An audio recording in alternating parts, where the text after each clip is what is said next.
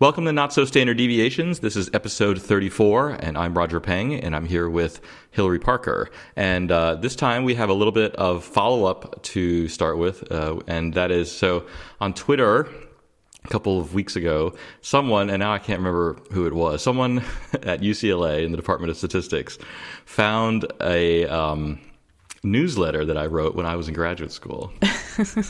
And the newsletter was called F This. Oh, great title. Yeah. And Amelia McNamara kind of like I wouldn't have seen it, I think, unless she had retweeted it. So she retweeted it, and I had completely forgotten about this completely. And I didn't think that like it had been archived anywhere. That's a great feeling. So, yeah, right. So if you want a window into like what I was thinking in 2002. Was the title like a pun, or was it just frustration? Like the whole thing was a pun. Basically. Oh, okay. So what was it a pun for? Yeah. Like F distribution, Oh, yeah. I thought you just said F this. F dist. Okay. Oh, no, it was called F this, but but the F was like, it was in the the cursive. The cursive, exactly. Yeah. Right. It was super, super nerdy. Is it about statistics, or is it about like computing things? As far as I could tell, it wasn't about anything. It wasn't. It was just kind of like, it was supposed to be funny. And just kind of, I think back then there was, like, I think if I were to do that now, it would be like a blog, Yeah. I was going to say, you've always been pushing the envelope in communication media, so I think that's commendable. I don't know if this was obviously pre-internet, right? Yeah, it was way back in 2002. Well, just to show you how popular it was, I think there were 3 issues, and then I graduated, and then it never appeared again. So. Oh, was this toward the end? Yeah, it was right. Yeah. It was like the year it was like my last year there. So all right, that makes sense. I was just desperate for things to procrastinate with. Yeah. So Yep. I decided to come up with a newsletter. That's when I got really active on Twitter. Final years of the PhD. Yeah. Alas, if Twitter had existed. Yeah. It's probably good it didn't. Although, I guess it's not like this newsletter took off. No. But it was archived. Yeah. Anyway, the link is in the show notes. It's not, I wouldn't necessarily recommend it, but if you're curious. I'm very curious. I'll check it out for sure. And I think that's it I think that's all I wanted to follow up with. So, Stitch Fix launched a big thing this week. Yeah. So we launched this big interactive visualization of how we use data science at the company. We're calling it the Algorithms Tour. How data science is woven into the fabric of Stitch Fix. Oh, nice. Yeah. And I am really proud of the team for pulling this together. It's really cool and exhaustive of sort of the different ways that we use data scientists. We have a big team, almost over 70 data scientists, and so it's describing the work of all these different teams that we have. I think there's definitely a perception certainly my experience has been when I tell people that there's over 70 data scientists, there's usually shock and awe. Right, yeah. And I think probably that comes in part from people thinking that it's 70 people working just on the recommender system. Right. And so this does a really good job of showing just the breadth of application. So yeah, so you look through it, right? So the word exhaustive, actually, the way when you just said it, caught my mind, because I felt a little deceived going into it, because I was like, oh, this is gonna be a cool thing with like describes how they use their algorithms, and then it was like 30 minutes later when I finally got through it. I mean, yeah. It's really goes through the whole thing. Yeah, for sure. Yeah, I saw some tweets that were similar to that reaction, where it's like, oh, I loaded this up on my phone thinking I could scroll through, but I'll need to go home and like get a cup of tea and right. Yeah. spend some time with it. Yeah. No, but it was, I went through the whole thing. It took 30 minutes, but I still went through the whole thing. And I think because I learned a lot of stuff. There was a lot of stuff there that I didn't. Yeah, I know was about. curious about your reaction since, coming from academia, I was just interested to hear your perception of the work and if this is lining up with sort of what you thought was happening at Stitch Fix or in industry generally. Yeah, no, I think my initial reaction was to a lot of it was, oh, that's really cool. Like, that's a great way to use, this, algorithm or whatever. I guess I wouldn't say, I mean, I learned a lot in the sense that like, oh, I didn't know that they were using, I don't know, logistic regression to do this or something like that. Or like random effects models to do this other thing, right? So, I mean, because I've never worked in this area, I don't know how they do these things. So I thought so just learning about that for me was kind of cool. And also the kinds of optimization problems that you have in terms of, which warehouse to choose from and kind of which, and then how the people were kind of, the stylists are kind of integrated into the algorithm. Yeah. So I have no idea how that's done. So it was kind of interesting to learn all those kind of which procedures match to which kind of processes, I guess. Yeah, that makes a lot of sense. Yeah. Yeah. One funny thing I noticed was also, so in the very beginning of the thing, there's all these like little mathematical symbols. And I was just like, oh, there's mathematical symbols. And I didn't realize that each one of those actually is a real thing. Yeah. Yeah, they're not just, it's not like throw up some equations. They're actual equations that we're using. Yeah.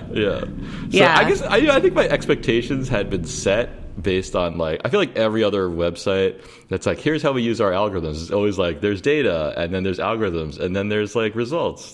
and then like some stock photos of like of mathematical symbols, right? Right. Yeah. And so I guess, I don't know, maybe my expectations were way too low, but this was not that. It was way beyond. Yeah. Yay. So, and whoever designed all the little animations, everything, that was really cool, I thought. Yeah, that was, the credits are at the end, but that was mostly the handiwork of Brian Coffey, and then Tarek Rashed, who both of them are data scientists at Stitch Fix. And so Brian especially is this expert in D3. And yeah, so it was all done in D3. And it looks like also like the scrolling, this like scrolly telling code. You're right. Yeah. Yeah.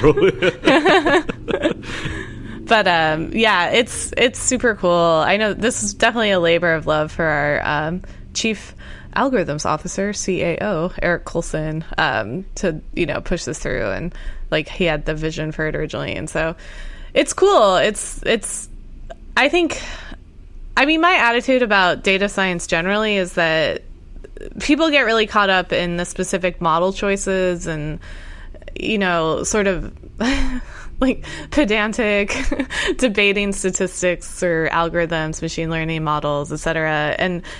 But usually this big picture view of here's the application area and here's how we use it, people brush over that. But it's actually, in my opinion, the most important thing. And so I was proud of us for like putting that out there. And like focusing on the interesting story. So yeah, no, it made for a nice, like, kind of I guess algorithmic story. Like it made for a good kind of good for good reading, I guess what I meant to say. Nice. Well, that's great feedback. I'll tell the team. Yeah, I know one person tweeted they were wondering kind of where I folded in to this story, and so I work sort of the first thing we talk about in the story is how clients fill out a style profile. That's when you sign up for Stitch Fix, you come in and answer all these questions about your style and your size and what outfits you like and things like that. And so I work on that and specifically iterating on that and the testing. And it's complicated because as the algorithms tour illustrates, that data is used downstream quite a bit. And so changing it is no simple task. And so that's been super interesting to think through how to go about changing things that are used in production like that. So yeah, so I'm like, I don't have much to share yet, but hopefully, as like we get things out the door and, I start to talk publicly about some of it, I'll have more to share. So yeah, that'll be great. Yeah, I think one thing I also want to say is that I felt like the tour really illustrated well how every single part of the process is touched by, I guess, your group, right? And how it's not like you're only doing the logistics, for example, or you're only doing the, this processing the survey, or so. It's like every part of the process is informed and kind of and is kind of informed by some data and is kind of optimized through some algorithm. Yeah, and I think there's so much there about like how to build an org that has that. But I think the fact that Eric is a C-level, he's was very early in the company and goes to all the board of director meetings and stuff like that. So it's been really nice to be at a company that has, representation at that level. And I think that helps facilitate all of these interactions and the scope. Yeah. And so, that's been like a total pleasure for sure. And I don't think not a ton of places have that. But it's definitely something to look for people on the job market. Well, there's a saying, I can't remember, I think it was like someone at Microsoft said this, is like, companies tend to ship their org chart. Yeah, I think that's probably. I think it's often true. I think if you look at how companies develop different products, and I think the fact that there's like a C-level person who's in charge of algorithms, this kind of shows how that ends, what the end result of that is, I think. Yeah, that's cool. That's a cool quote. I'm glad that you brought that up. Yeah, because it's true. You're right. It's not like every company has someone like that at the top. Yeah, absolutely. And I would say most do not, and that's. Yeah. But it's also, obviously the algorithm and this whole process is part of, our core business. And Eric actually has a blog post about that. Just talking about, as a data scientist, look for somewhere where you're adding some of the key business value. And so that was definitely an appeal of Stitch Fix when I was looking at it on the job market. So yeah. But yeah, no, it's super cool. I'm really glad we released this too, because it's just easy. I feel like I get a lot of questions from statisticians about what we do, and so it's just really nice to have this out there where it's like, take a look, sit down with some tea. I'm just scrolling through it now on my phone, and it's the one thing that I thought was interesting that I remember when I was reading it was your kind of use of latent variable models in the latent sizes. In the sizes, yeah, I guess, because because you have like kind of like a class of person, and then within that person there's like heterogeneity. Yes, and so sizes are horrifying. Oh yes, right, sizes. Yeah, so there's like within medium, there's like a whole range of medium or something like that. Exactly. Right? Yeah, and within people who call themselves medium, there's a whole range. Yeah.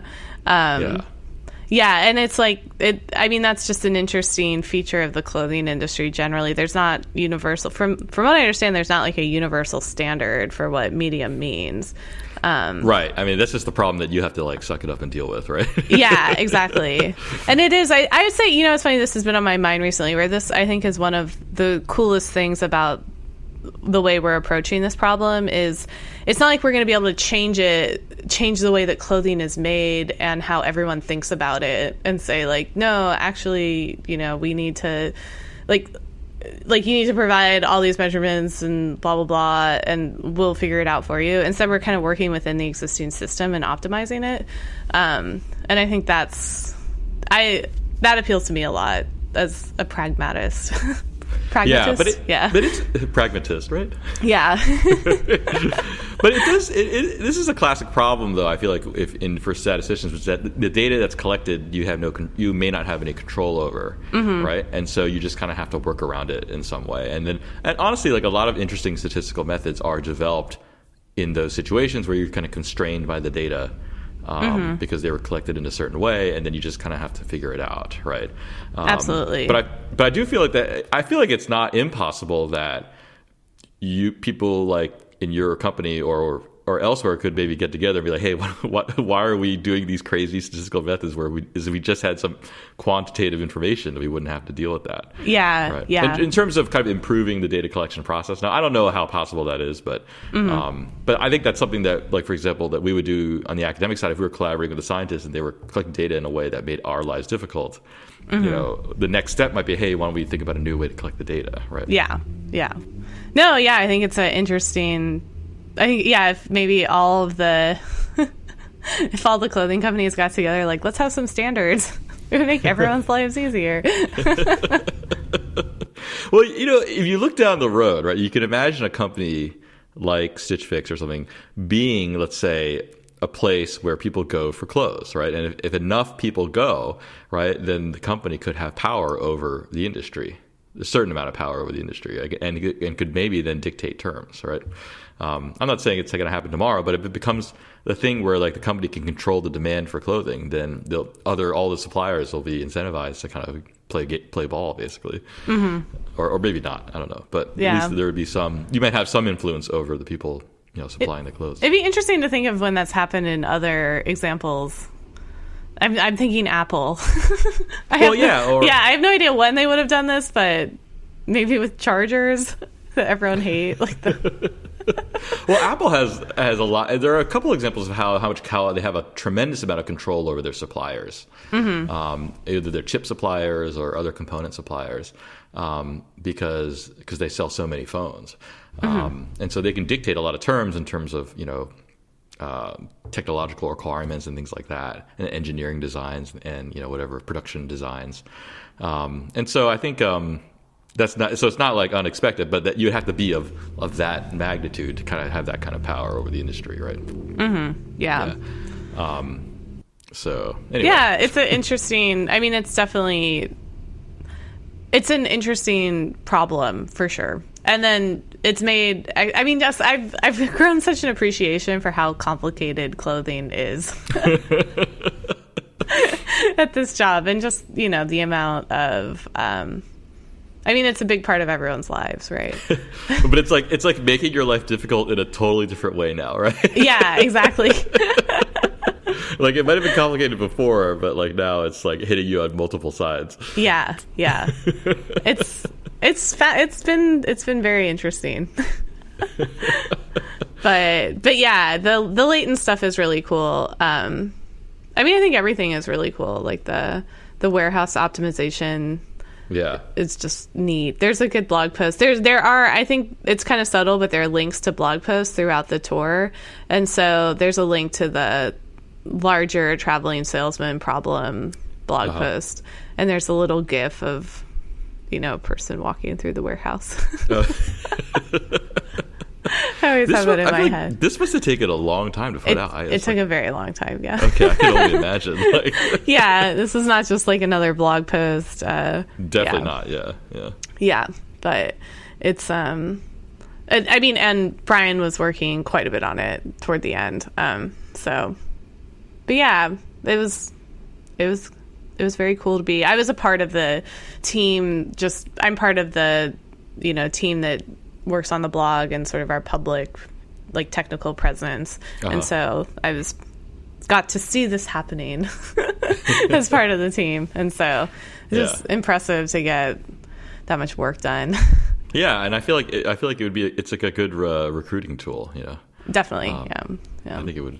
Because it's very kind of it's very transparent, I think. So it gives people a sense of what's going on. Yeah. You should make one for your research.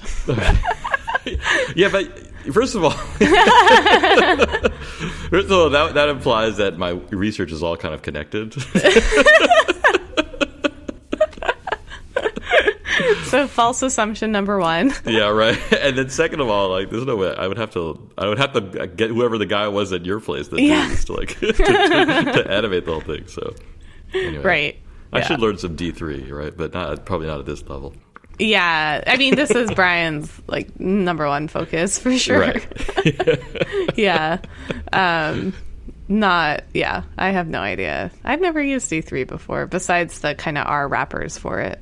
Yeah, no, me too. Yeah, I've never actually written direct in with D3, but I Yeah. probably never will. Yeah, same. Every time I kind of encounter JavaScript, I find some way to back away from it. So I think it's a good philosophy. Yeah. So I don't know. Did you have any other comments on this, or? No, but definitely encourage people to check it out. We'll have a link to it in the show notes. Yeah. So. All right. So I guess the one thing I mentioned, I thought that you might find interesting, is this reproducibility workshop that I went to. Mm-hmm. Yeah. So it was actually organized by the National Science Foundation. Oh, cool. And it was weird because it was organized by the National Science Foundation, the Math and Physical Sciences Directorate. Mm-hmm. So it was like me, and then Keith Bagley. Do you know Keith Bagley? Mm-hmm. Yeah. And then a bunch of like particle physicists and chemists and Wow. and astronomers, basically. Oh, interesting. They must have Yeah. a really different perspective on They had a totally different perspective. Yeah. I mean, it was refreshing, actually. It was quite refreshing. Yeah. Because, Keith's in there giving his examples of all these things in kind of biomedical science. Mm-hmm. And to refresh people's memory, Keith is the one that had the whole Duke cancer trial scandal. He was the one who Right. uncovered that all. Yeah. We've talked about him previously. Right. So he's encountered many, many examples of just kind of crazy stuff happening in kind of clinical omics type applications. Yeah. This is his full-time focus now, right? I mean, no, I wouldn't say that it is, but Oh, really? I would say it's a key area of interest for him. Yeah. But I think the people. So there's two interesting aspects. One, on the one hand, you had the people who were doing. I learned a lot. So they were doing like soft matter condensed physics, soft matter physics. I think is what it's called. And I don't know what they that do is. these like I have no idea what it is. It's some materials related thing, and they're doing these really small scale experiments, like in your lab, and tiny, like just a couple observations, and super small scale types of experiments, and they had zero interest in data sharing. Yeah. Because they're not like, surprising. They're Yeah. like, why do I need someone else's data? I'll just do it myself. Right? Yeah. And, it's like it's more work to figure out what someone else's data than it is to just collect my own. Right? Yeah. And therefore, Interesting. and I also like if I do it, then I have a better sense of what happened. Right. Mm-hmm. And on the other end of the spectrum were the like high energy physicists, Right. Who are like these are people like working in on the super collider in Switzerland or whatever. Yeah, where you can And- collect data like once in your career. Like yeah, they've Yeah. I think they've only done one experiment, Yeah. which is was a major one, obviously, and they're still working through the data. Yeah. But then it's like that system is very, I would say, corporate in the sense that it's very highly controlled, and there's like rules and there's protocols and there's it's extremely regimented and kind of thought out, and they have systems for double checking, and they blind people to this and that, and so they have this system where they inject noise into the data, but they don't tell you which one has like the noisy data, so you have to do your analysis just kind of assuming it's the real data, and then at the very end they like take the noise out and tell you whether you found something that was real. Interesting. Yeah. Wow. So there's That's cool. there's this secret group of people that only they know like how the noise is injected into the data, Yeah. and then all the investigators in the collaboration just pretend like it's regular data. Wow. Yeah. I remember that the Netflix challenge way back. Yeah, they did something like that. Yeah, they did. Yeah, but So this that you is couldn't. It's like because they didn't. You could submit several times a day, and so Right. they didn't want you just kind of hill climbing on the submissions. right. And yeah, so because you would get back like your percent improvement, or like whatever whatever your measure of. Right. So if you just kind of hit it all the time, you can kind of learn you could learn about the black box basically. Exactly. Yeah. So, but this is like I mean the way they presented it was like these people they're writing the paper, and it's just they're about to send it to the journal, and that's when they like reveal to everyone. Oh my gosh. Whether they found noise or they found an actual thing. So it's like they have to rerun all of their analysis. They get back clean, quote unquote, data, and just rerun the entire analysis and see if the thing that they found is still there? I think they might do it in such a way that they don't have to rerun the analysis. I can't remember. Like if it's like I don't know if it's like a shift or something like that, that maybe they don't have to rerun the whole thing. But I see. But I suppose in some cases they might have to just rerun it on the real numbers and then send it. Yeah. But not. That's so weird because it's not like when they're salting the data or whatever you want to call it. Yeah. It's not like the people doing that know all the answers. And so they can scale it to like, oh, well, here's the actual signal, so we're going to salt it with things that are half the variance of that. Or, you know what I mean? Well, I totally understand. And I kind of wondered about this, too, because it feels like in order to intelligently inject noise into the data, like you have to have a very good sense of like how the problem works. Exactly. Right? Yeah. And maybe these high energy physicists, they actually do have that sense. Yeah. But like I don't see this necessarily working in like my areas of like in epidemiology, for example, because you could very easily inject noise and it makes no difference whatsoever, Yeah. It has to be on similar scale to the signal to actually work. Right. And so you have to have a sense of like the order of magnitude of the... Anyway, I think it seems like a much harder thing to do in some contexts than in others. Yeah. That's really interesting. And wait, what's the goal again? Like, why do they do that? So that you I think it's to kind of cut back on the p-hacking kind of stuff, Mm-hmm. So that way, you find something and then you just write it up and then, but you might have found nothing, right? And so it's a kind of in order to blind the investigators to the real quote results. Wow, that is very corporate. Yeah. Well, it's one of these things where it's like the entire field works on. Imagine a situation where the entire field works on one experiment. Yeah. Then it's like this group. It basically, you're told you're working on this part of the problem. Those people are working on that part of the problem, and these other group is working on another part. Like everyone's told what they're doing, and then you just do it, right? So it's different from like kind of discovery-based research where you just kind of do whatever you want, right? It's not like that. Yeah. Wow, that's crazy. Yeah, and so it was interesting because the mood of the room was very much like, we don't understand why this is a problem. And, I mean, not to get into any details, but I think they had a point, which is that some fields are just way more mature than others, Mm-hmm. And I think physics, you could argue, is quite mature in many areas, mm-hmm. And astronomy too, and other areas are just not as mature. And I think when we have these discussions about reproducibility in science, we kind of integrate over all the fields. Mm-hmm. And so the discussion kind of gets mixed all together because like we're comparing, say, genomics to like particle physics, Yeah. And it's hard to put those two in the same bin, in terms of their maturity. When you say that the reaction or the mood in the room was, why is this a problem?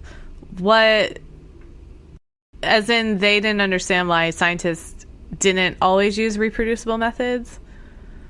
Or something else? I think there was my sense was that the feeling was that this is not a problem. You know what I mean? Like it's not a big deal in the sense that, like, on the one hand, you see headlines that are like, there's a crisis in science, right? Oh, right. I see. And I think, but from a totally different, if you come from a different field, you might think, if you come from, say, genomics, you might think, yeah, there is a crisis in science, right? Yeah. But if you come from physics or something like that, you might think there may be a crisis, but it's not that, right? Yeah. And like we're already sitting here working with salted data. Yeah. And right. like have these incredible controls on. Yeah. Okay. I see what you're saying. Or I do these experiments in my lab and I don't care if people are sharing the data because it's not really meaningful. Right. And wow. Yeah. So it's almost like the two extremes there. Yeah. And so neither of which think it's a problem. Right. Well, honestly, I think reproducibility in terms of like sharing data and code, I think is more of a problem when you can't, do the experiment again, right? At least that's always been kind of how I've thought of it. Because because the ideal is just to repeat the experiment, because then you don't have to trust anything, right? Yeah. But if you can't repeat the experiment, then you have to get the data, and you have to trust that everything kind of the data and the software are kind of correct. Mm-hmm. So anyway, that was an interesting experience for me. I had been I don't do a lot of like National Science Foundation related stuff. And I usually go to like NIH meetings where everyone's like in a panic, basically. Right. And I would say the general attitude here was like, this is just part of science. Like when things don't replicate, that's part of science, right? Yeah. And you just fix it and move on, right? And so, anyway, it was interesting. That is cool. Where was that? It was out in California. Oh, cool. Yeah. Oh, right. I think I saw photos. Yes, I was in Irvine. Yeah, cool. Yeah. Have you been to Irvine? I have. I saw David Sedaris speaking there. Oh, yeah? Yeah, when I was a freshman in college. Okay. We like took a bus out. Oh, really? Yeah, it's pretty far from where you were. Yeah, they had the bus go. They organized, Pomona, where I went to college, organized like outings for students, and this was one of them that I totally jumped on because I love David Sedaris. I'd say that, but they're probably, it's got to be like the best Chinese food in the entire world. Oh, really? Oh my God. It was like, I have to tell you the story. So my cousin lives out there, so I was hanging out with her, and she took me to dinner. We're going to this restaurant, so I see a restaurant. I see like a shopping center, like one of these suburban shopping centers, with a Chinese restaurant. I'm like, oh, is that where we're going? And they're like, no, it's a different place. I'm like, oh, okay. Mm-hmm. There's 2 Chinese restaurants. Then we get to the shopping center, and it's like the entire shopping center is like Chinese restaurants. Whoa! Like every single storefront, right? That's awesome. So we're driving around, and they're like, oh, you know what? This is the wrong shopping center. We have to go to the one across the street. Oh, my God. And the one across the street was exactly the same. It was all Chinese restaurants. Wow. It's insane there, yeah. That's so funny. Yeah, especially coming from Baltimore, where there's like not one in the entire city. Yeah. Quite the change. Well, that's so really funny. The meeting was worth it for that. Yeah. Go visit your cousin more. Yeah, right. So, anyway, but... Well, so in that, I mean, one caveat to the reproducibility stuff is that it seems like, I mean, it doesn't sound like there was a lot of talk of sort of like analysis tooling as much. This was strictly sort of the scientific reproducibility. Can you repeat an experiment? Yeah, there was very little talk of tooling, and I think honestly, like the little talk that there was, everyone was kind of in agreement that we need more tooling. Mm-hmm. But the discussion was not kind of centered around that that particular idea. Yeah, which is understandable. It just I was struck when you were talking earlier of just sort of my whole cause du jour is that just the verbiage is so limited, where reproducibility means a million things. Yeah, and it did in this meeting too.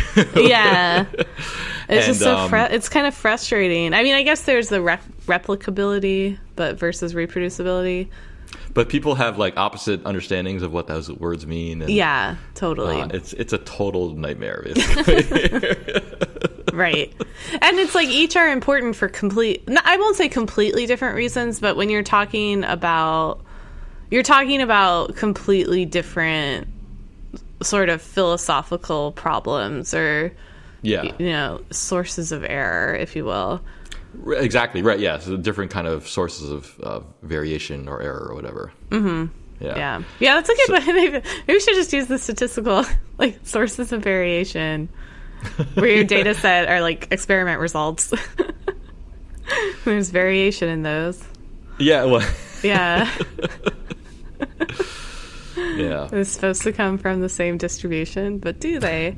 Yeah, right. Yeah. Well, actually, so Jeff Leake, actually, he and a grad student wrote a paper that was kind of like, that was trying to write down a definition of like what these things mean, right? Mm-hmm. In like a kind of, in a rigorous kind of statistical manner. Mm-hmm. And the paper is kind of floating in the ether right now, but it's not that easy, like no, because it's like the experimental design, and there's like the investigator, and then there's the data, and then there's the analysis, and then there's the code that may be different from the analysis, like and because like you might say you did one thing, but the code is another, and yeah, and so it's it's tricky to kind of nail all the pieces down and kind of to indicate what changes when you try to replicate something versus reproduce something, you know? Yeah. What is your working definition of the difference between those terms? So I think of reproducibility as, you know, you fix the experimental design, you fix the data, you fix the question, you fix everything down to like the analyst, basically, whoever's running the code. Right. And then so that everything else is fixed. Whereas like replication, I think of, you know, it's the same question, but it's a different investigator, different data. Yeah. But same analysis, same code, you know, potentially same code. And different analyst or whatever, you know. So it's like there's different things that vary, I think. Yeah.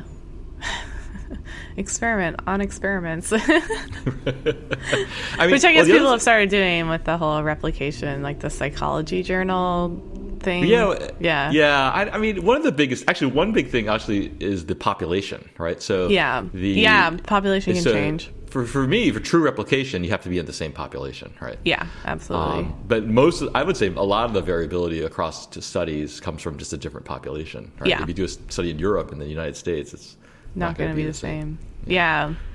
It's just, this is where I feel like this is getting close to the edge of, I feel like I'm in college, speaking of David Sedaris, like sitting in the hallway, it's like, what can ever be known? Yeah, this is the perfect like 2 a.m. conversation. Yeah, exactly. Like, what is knowledge? Yeah, like, what is truth, really? But it is true that I feel like statistical problems do get to this point where there are systems that, I mean, it is kind of a philosophical question of if every system was properly defined, could you model it? And I'm not sure if I don't know. I have no, this was like me in college. I was like, I don't know. Could be either way. But it could, do you know what I mean? Like, this is getting so complicated that it may be impossible to define. Certainly, practically speaking, it is too hard to not like set out the definitions and actually like write the words, which it sounds like it's an interesting paper.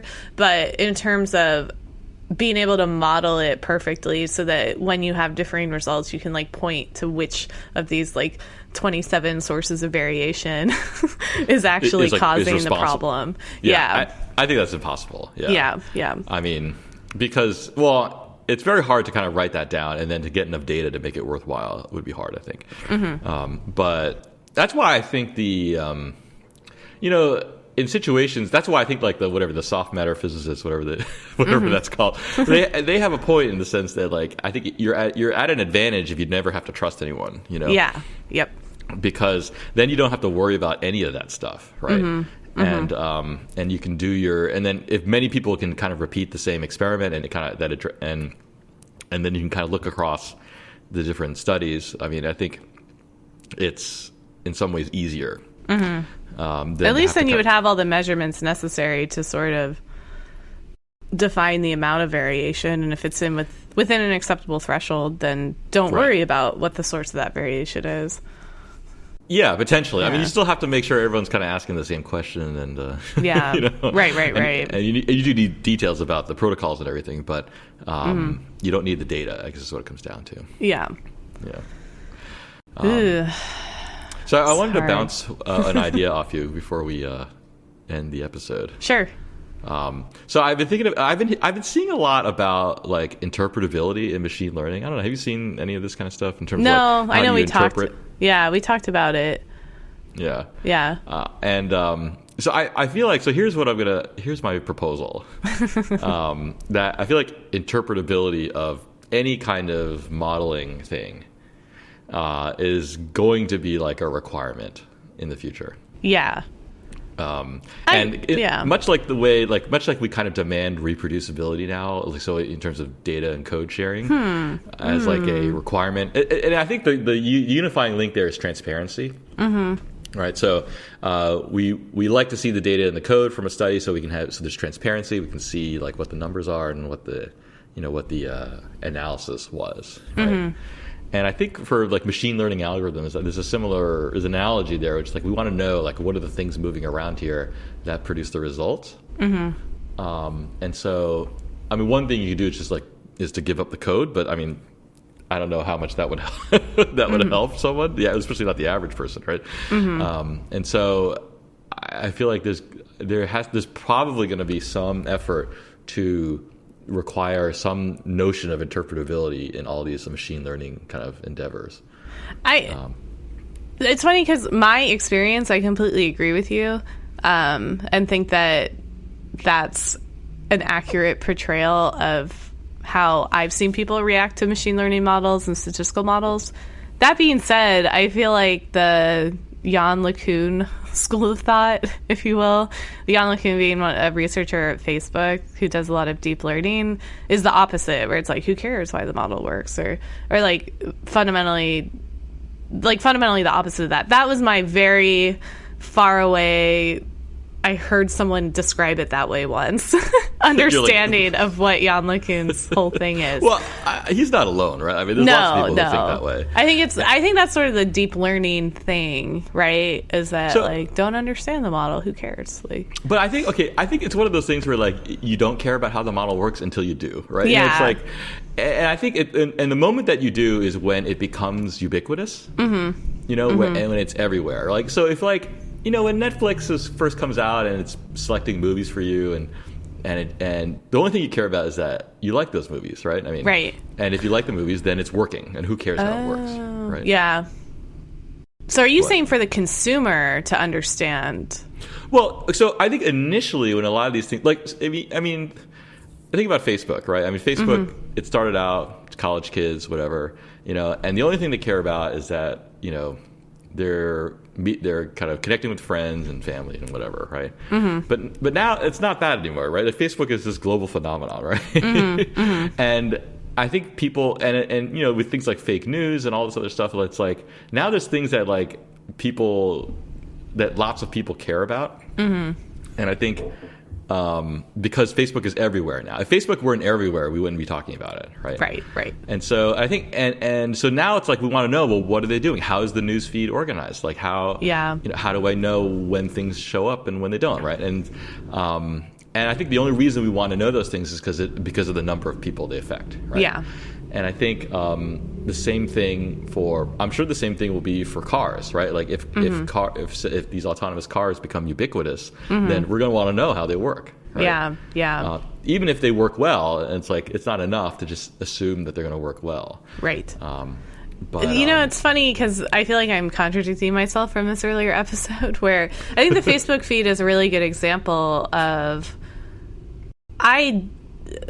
you know, based on conversations with folks at Facebook, my understanding is that it's not like there's an easily defined algorithm that everyone just says, yep, like that's how it works and this is the one. It's like the Google search algorithm is just this like extremely long, complex thing that you really would have a hard time defining.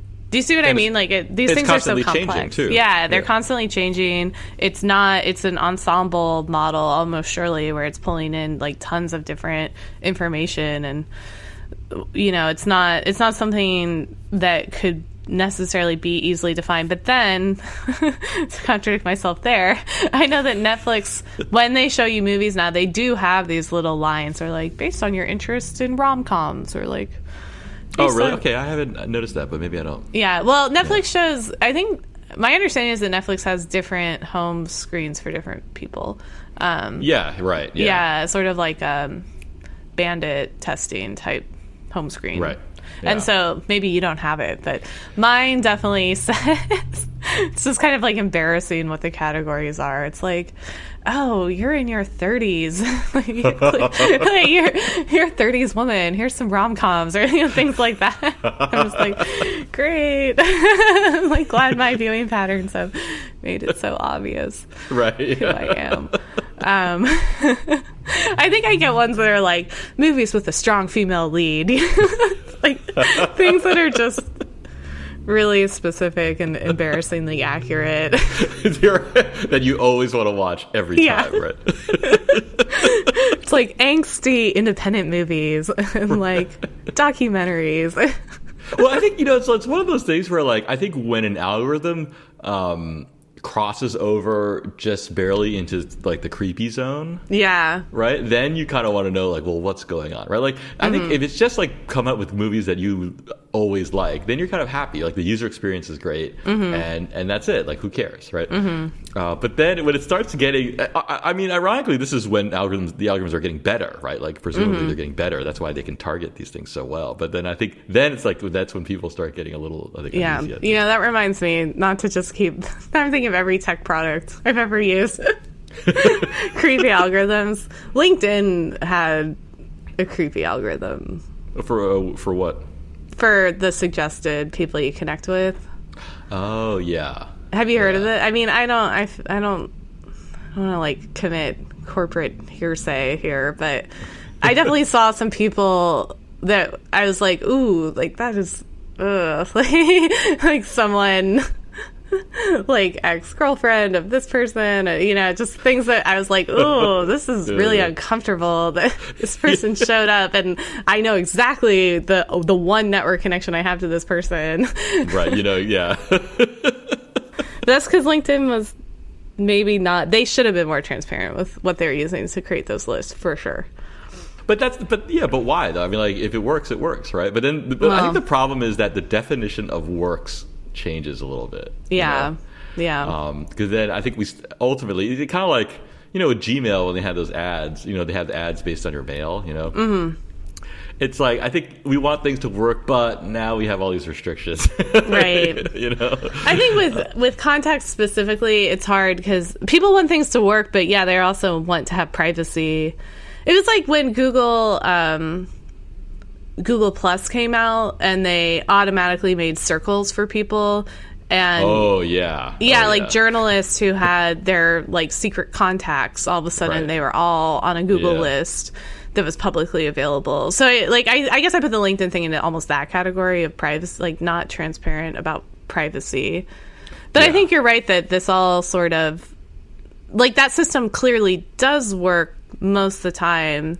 Most people would probably opt out if they knew about it, but at the same time, they enjoy the benefits of it. Right. So it's sort of, that's a tough line. Yeah. I mean, it's not a tough, I feel like it's not that tough of a line, but I understand, like, the trade-offs that are being made, and why that's a tough decision for, like, a business to make. Right. Yeah.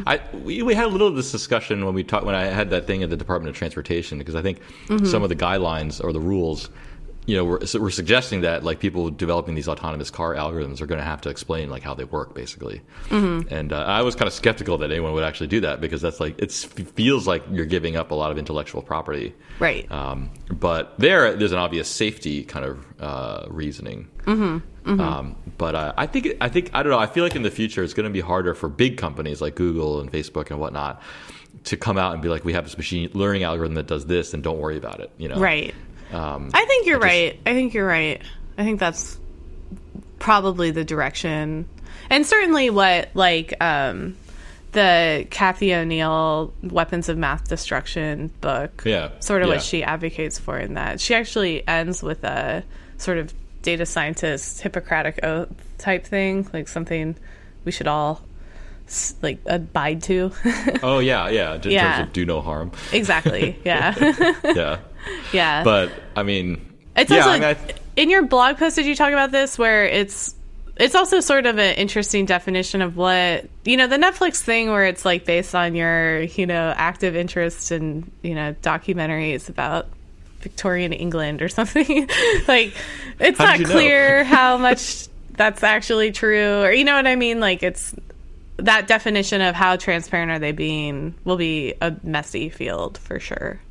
Yeah, I think there's going to be reluctance to do this, right? I think. Yeah. Because why give up information when you don't have to? But. Yeah. And making something consumable to the lay population versus accurate to the model, there's a big gulf there. Oh, I see. Yeah, I see what you mean. Right. Yeah. So, in terms of how do you translate what's going on in a way that has, like, fidelity, Yeah. Because then I feel like almost immediately we'll get to the problems where like people finding edge cases where it's like, yeah, most of the time this model is defined by this coefficient, but sometimes this other one comes in. You see what I mean? Like, yeah, but I think I don't know. I could imagine a world where you have a description that's like, most of the time it's like, this is what influences this. You know, I don't think the description needs to cover every edge case. Yeah, but it's. I do wish Facebook did that, because they clearly add features sometimes. Like, I don't know, like if you visit someone's page from high school that you haven't talked to in 10 years, and then the next day, hypothetically, if this were to happen, and then the next day you pop up in their feed and they're like, wow, I had someone literally say that. They're like, oh my gosh, I have no idea why you popped up in my feed. I was like, I know, because I know exactly why. Looking at your profile yesterday, and that's really creepy. But I'm glad you don't realize that. Right.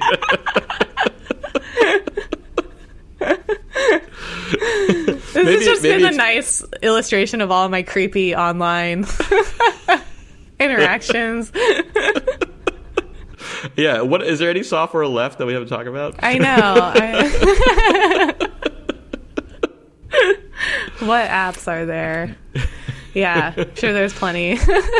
People think about these. I'm sure that all of these things I just described. I was just on vacation with my dad, and he was talking about the Netflix one, because he has like his profile, and then his partner has a profile, and he was talking about the recommendations if she logs in with him or whatever. And so even he was worried about this problem. Yeah. We just use the same profile for everybody, so it's like all of my stuff really? is like kids shows. And like, you don't use. They have a feature for this, so that you don't have to. I know, but it's too much of a pain to log in separately on each time. So yeah, the value add or the recommendations is not worth the hassle. Yeah. So now we'll get like, because you like Dinosaur Train, will you recommend?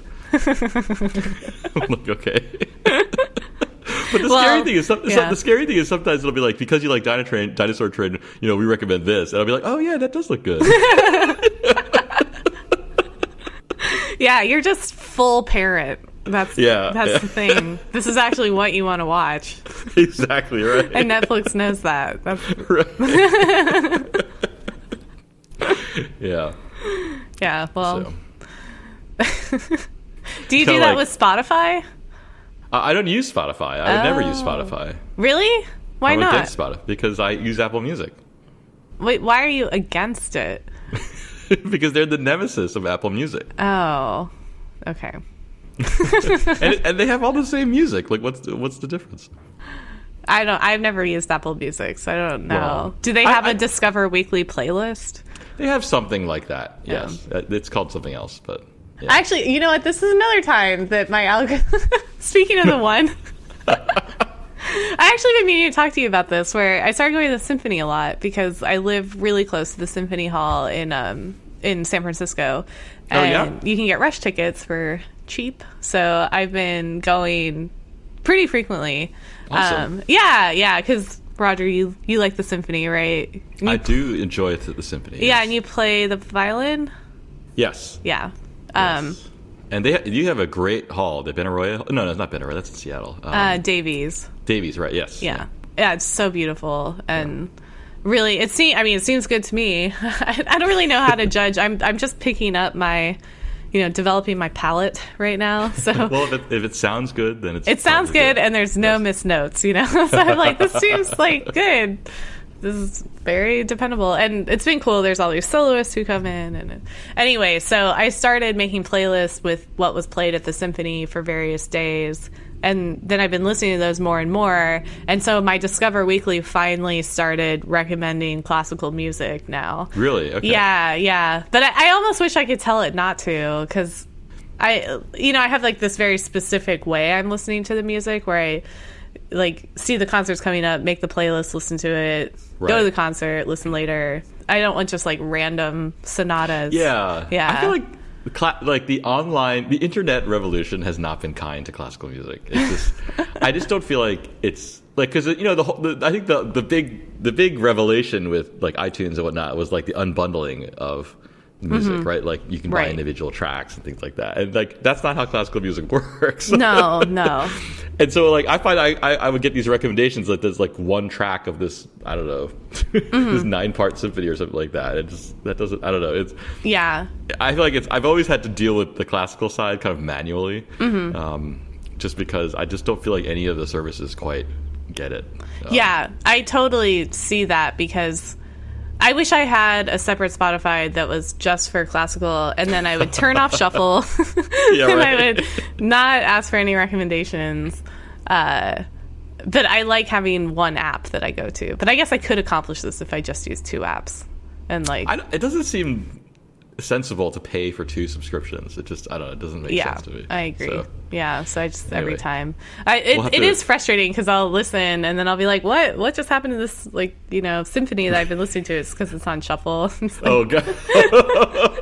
I know, like kind of kills the trance. But yeah. anyway, so yeah, that was just another example of an algorithm that it would be nice. I mean, I think another thing implicit in all this is that the more you define it, the more people could override, like make specific overrides, which is obviously dangerous territory. But Yeah. I feel like I could literally just say, please take this coefficient out of this model, or like exclude these playlists from the algorithm, and then we'll be back on track. Like, Right.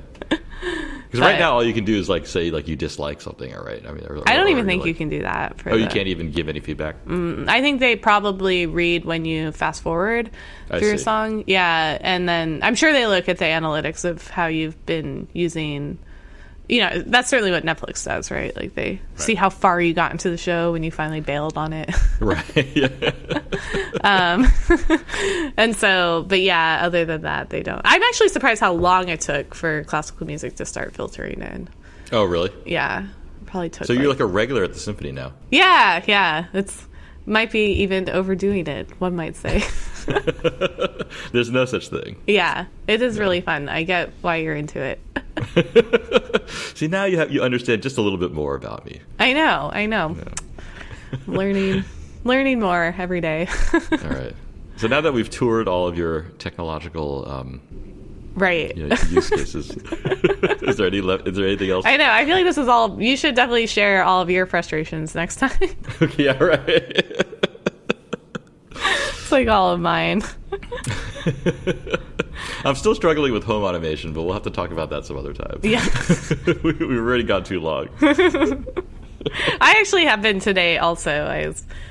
I bought an air purifier that's supposed to link up to my, Wi-Fi, and it's so hard. I was just like, why do I do this? It's not worth it. I can just turn it on. Like, it's not complicated. No, you need a system for turning. You can't just turn it on. You have to have a system for turning it on. Exactly. Right. Anyway, yeah, I don't want to get into. Let's end now while we're ahead. That's right. Well, all right. Is there anything? You have anything else? I don't think so. All right. I think then we will. That's our episode. And you can always reach us at nssdeviations@gmail.com, and we're on Twitter at nssdeviations. And lastly, of course, we have a Patreon campaign or page, I should say. It's patreon.com/nssdeviations, and you can support us at $1, $2, or $3 an episode. And that's it. All right. We'll see you next time.